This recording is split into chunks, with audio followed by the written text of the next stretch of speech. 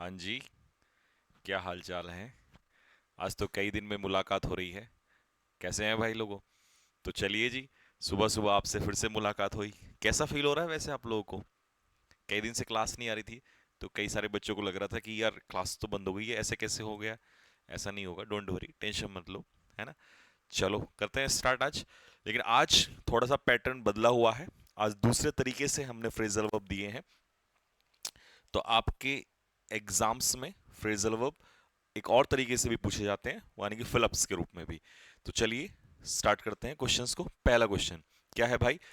पहला क्वेश्चन है आपका, clean the room before you leave to play Ahan. Ahan से वो कह रहा या कह रही है कि बाहर खेलने जाने से पहले कमरे को साफ करके जाओ। अभी थोड़ा सा और टफ हो जाता है क्योंकि अब बड़ा कंफ्यूजिंग सा हो गया, clean up, clean out, clean of. तो बड़ी पंगा है। चलो बताना जरा, स्कोर बताना 10 में से कितना आएगा, ठीक है? पहला क्वेश्चन, तो पॉज करके आंसर दो। देखो, clean of, clean up, clean out, clean of, क्या बैठेगा भाई? इसका सही उत्तर होगा क्लीन अप। देखिए, जब कमरे में गंदगी हुई होती है तो हम उसे क्या करते हैं? क्लीन अप करते हैं, पूरा साफ सुथरा कर देना, टाइडी बना देना उसको, ठीक है। क्लीन आउट का मतलब भी सामान हटाना ही होता है, जो एक्स्ट्रा सामान होता है उसको उठा के बाहर फेंक देना, ये क्लीन आउट कहलाता है। लेकिन वो कह रहा है कि कमरे को जाने से पहले उसको पूर्ण रूप से क्या कर दो? टाइडी कर दो, साफ सुथरा कर दो। तो इसका सही उत्तर होगा बी। क्लीन अप का मतलब होता है to make a place clean and tidy, किसी चीज को साफ करना, ठीक है, या उसको सजाना, डेकोरेट करना, ठीक। चलो जी, question number 2। They met some problems they hadn't expected. मतलब कुछ ऐसी प्रॉब्लम्स उन्होंने फेस की जो उन्होंने सोचा नहीं था। अब क्या हो सकता है इसका आंसर? पॉज करके फटाफट आंसर दीजिएगा। चलिए, लेट मी एक्सप्लेन नाउ। तो इसका आंसर होगा भाई मैट विद। देखिए, इस बात को याद रखना, ये क्वेश्चन पूछता है कि अगर मेरी मुलाकात किसी व्यक्ति से हुई तो सीधा वहां पर मीट लगेगा। जैसे मैं कहूं, I met Rohan in the market. लेकिन अगर मेरा एक्सीडेंट हो गया तो I met with an accident. वहां मैट एक्सीडेंट नहीं होता है। तो मीट विद का मतलब होता है किसी समस्या का सामने आ जाना। तो इसका आंसर हो जाएगा बी, ठीक है। तो मीट विद मतलब टू एनकाउंटर और एक्सपीरियंस समथिंग अनएक्सपेक्टेड, ठीक है। ओके, सामना करना या फेस करना, किसी चीज को अनुभव करना। Third, suppliers mark the price paid for gas at the border before selling it on. आया समझ में? नहीं आया? दोबारा पढ़ो एक बार इसको। सप्लायर्स क्या करते हैं? मार्क करते हैं प्राइस को जो गैस के लिए पे किया जाता है बॉर्डर पे, बिफोर सेलिंग इट ऑन। चलो अब रुको, मैं बताता हूं। देखिए, जब सामान बेचा जाता है तो उससे पहले प्राइस डिसाइड किया जाता है, ठीक है। तो उस प्राइस को पूछ रहा है कि क्या किया जाता है, mark up, mark for, mark out. तो भाई इसे कहते हैं मार्कअप करना, ठीक है। क्या मतलब है इसका? किसी वस्तु के लागत मूल्य और विक्रय मूल्य में अंतर, इसे मार्कअप कहते हैं। समझ में आ गया? कि मतलब भैया ये पैसा है, इतना इसमें हमारा जो है इसका लगा, और इतना हम जो है वो बेचेंगे।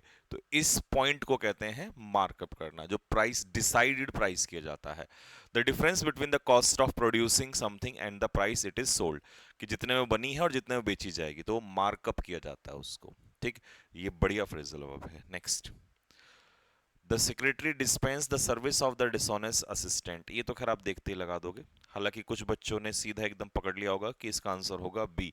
लेकिन भाई साहब, इसका आंसर ए है। वो तुम कंफ्यूज हो गए हो, मुझे पता है। डिस्पोज ऑफ होता है, पता है? वो डिस्पोज ऑफ का मतलब होता है छुटकारा, सॉरी, मतलब इस चीज को बेच देना या नष्ट कर देना। यहां पर कह रहा है क्लर्क की सर्विस से छुटकारा पा लिया। डिस्पेंस विद का मतलब होता है गेट रिड ऑफ, किसी चीज से छुटकारा पाना, ठीक है। The ship gap when it crashed into an iceberg. अब आइसबर्ग तो आपको पता ही है ना क्या होता है। समुद्र में जो आइसबर्ग था, ठीक है, उससे वो टकरा गया। तो अब टकराने के बाद क्या होगा? Go up, go down, go over या गो आउट। तो ये तो फील सा आ रहा होगा आप लोगों को, है ना। टकरा के नीचे ही जाएगा। तो इसका आंसर हो जाएगा गो डाउन, ठीक है। गो डाउन का मतलब होता है डूबना। नीचे जाना भी होता है किस चीज का? नीचे जाना भी होता है, घटना भी होता है प्राइसेस का, और डूबना भी जो है वो गो डाउन में ही आता है। और गो डाउन का मतलब मैंने एक दिन बताया था आपको, रिमेंबर, इतिहास में नाम दर्ज हो जाना, ठीक है, वो भी गो डाउन ही होता है, ठीक। लेकिन एक टाइम पे मेरी पॉलिसी है कि एक टाइम पे एक ही मीनिंग को याद किया करो, तभी ये फ्रेजल वर्ब आज तक कभी लर्न ही नहीं हो पाई, लेकिन इस मेथड से बच्चों को पूरे भारत में लर्न हो रही हैं, क्योंकि एक टाइम पे एक ही चीज पे फोकस रहता है, और एक दिन में एक ही बार 50-50, है ना, look look look look into liquid, ये सब नहीं होता है, तरीका नहीं है ये, एक टाइम पे एक तरीके से, ठीक है।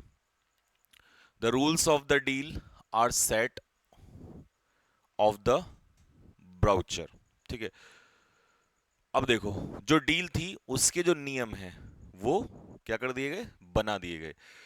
अब जब आप कोई नियम एक्सप्लेन करते हो, ठीक है, या उन रूल्स को मेंशन करते हो, इसके लिए पूछ रहा है क्या कहेंगे, तो इसके लिए set in, set of, set aside, reject को तो खारिज करना होता है, तो रूल्स क्या कर दिए गए, सेट फॉर्थ कर दिए गए।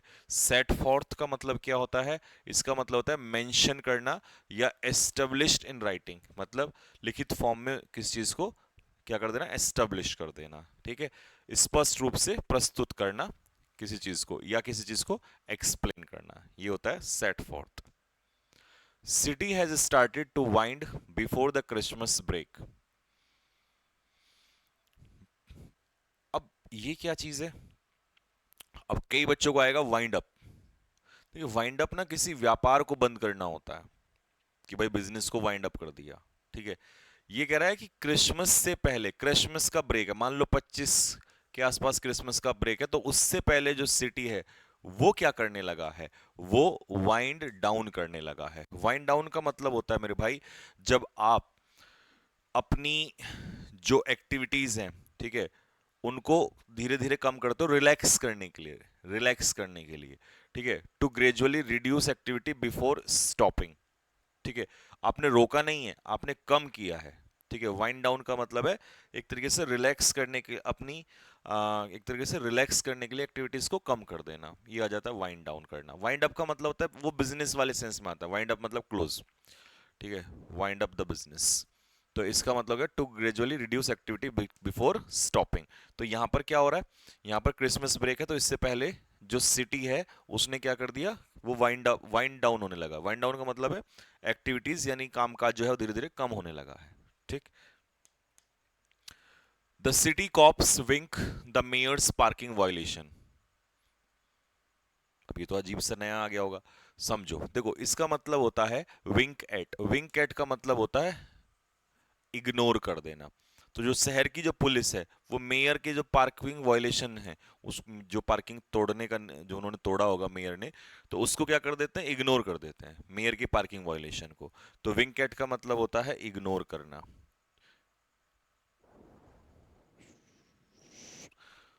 समझ गए क्या गड़बड़ हो गई, वो यहाँ पे बच्चे ने जो है टाइप वो गलत डाल दिया इसमें, तो मैं इसको हटा देता हूँ, ठीक है।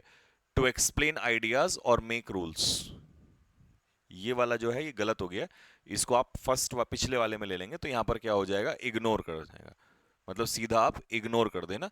इसको मैं हटा देता हूँ यहाँ से, है ना, जानबूझकर नजर, हिंदी में सही है, वो इंग्लिश में मिसमैच हो गया, तो इसको आप हटा देना, ठीक है। हाँ, इसको आप कहाँ ले लेंगे, पीछे वाले में, टू एक्सप्लेन आइडियाज और मेक रूल्स, ये रहा। टू बी मेंशन और एस्टेब्लिश्ड इन राइटिंग, वही है, to explain ideas, to explain ideas और मेक रूल्स, ठीक है, ये आ जाएगा इसमें। चलो नेक्स्ट आ जाओ, देखो अगला क्या है, you need to work your pronunciation a bit more. अब कई लोगों का प्रोनाउंसिएशन बड़ा अजीब सा होता है, ठीक है, तो अब कहते हैं ना कि भाई तुम्हें इस पे काम करने की जरूरत है, मतलब इसको इंप्रूव करने की जरूरत है। Work to, work in, work on, work at, तो वर्क ऑन होता है, वर्क ऑन का मतलब होता है इंप्रूव करना, ठीक है, तो टू इंप्रूव और डेवलप समथिंग, सुधारने का काम करना, ठीक है, वर्क ऑन समथिंग, ठीक है, please work on your pronunciation, please work on your calculation, अपनी कैलकुलेशन पे काम करो, ठीक है। वर्कआउट वगैरह मत लगा देना, वो वर्कआउट अलग होता है, एक्सरसाइज वगैरह करना, ठीक। The shine on the leather will wear pretty quickly. जो लेदर है ना, चमड़ा है, इसकी जो शाइन है वो धीरे धीरे, क्या मतलब धीरे धीरे, जल्दी से क्या होने लगेगी, फेड होने लगेगी। तो इसे कहते हैं वियर ऑफ। वियर ऑफ का मतलब होता है किसी चीज का इफेक्ट कम होना, धीरे धीरे खत्म हो जाना, डिसअपियर या फेड हो जाना, गायब हो जाना, ठीक है। या लूज इफेक्ट, जो इफेक्ट है उसका कम होने लगेगा। Okay. I am sorry I have to hang because I am very busy right now. अब मान लो आपके दोस्त का कॉल आ गया, बतिया रहा है, गप्पे मार रहा खामखा की, आज सिमरन का मैंने देखा मार्केट में, ऐसा दिख रही थी, बोल, मुझे लगा कि तेरी बात, कुछ भी मतलब है ना, गप्पे मारना चाहिए। कुछ होते होंगे, तुम्हारे भी फ्रेंड सर्कल में होंगे, है ना, ये लड़कों की बात है, लड़कियों का भी ऐसे होता है, क्या बनाया आज तुम्हारे घर पे, है ना, और क्या कहते हैं, तुम मार्केट चलोगी क्या, यार मैंने वो शॉपिंग नहीं की। तो अब आप तो क्या हो, आप बिजी हो अपने शेड्यूल में, तो आपको इतना टाइम कहाँ है, बोला शॉपिंग, सिमरन सब बाद की बात है, ठीक है। तो आप बिजी हो, तो आप क्या कहोगे, यार मैं बिजी हूँ, ठीक है, अभी मुझे क्या करना पड़ेगा, बताओ क्या करना पड़ेगा। तो आपको हैंग अप करना है। जब आप कॉल को डिस्कनेक्ट करते हो, काटते हो, तो उसे हैंग अप कहते हैं, ठीक है। To end a telephone call, यानी कि फोन काट देना, ठीक। ध्यान रखना, ये बढ़िया है question. Hang out, hang over, hang around, ये सब नहीं होता, हैंग आउट, हैंग अप होता है। हैंग अप का मतलब होता है डिस्कनेक्ट कर देना कॉल को। The administrator want to draw troops troop numbers as soon as they can. तो एडमिनिस्ट्रेशन चाहता है कि जो ट्रूप्स मतलब सैन, जो वहां पर सेना तैनात की होगी, या जो भी पुलिस वाले जो तैनात किए होंगे, उसकी संख्या जो है वो कम हो जाए।